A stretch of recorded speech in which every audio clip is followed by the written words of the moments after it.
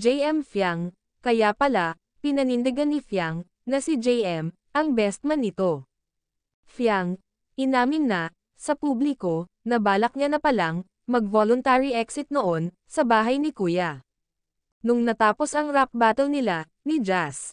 Sa pagdawat ni Jazz, sa kanyang mommy. Sa kanyang edukasyon. At sa pamemersinal ni Jazz, sa kanya, nasaktan masyado, si Fiang. At naisipan niya palang, mag-voluntary exit. Pero may plan talaga, ang Diyos, sa dalaga. At iyon din ang araw, na nanghingi si JM, kay Kuya ng pabor.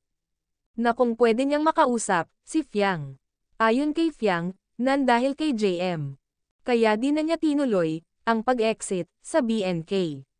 Kung di siya kinausap, ni JM.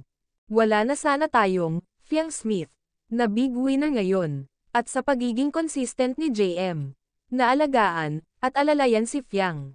Mula BNK, hanggang dito sa labas, ay masasabi nating, tama ang desisyon ni Fiang, na piliin si JM.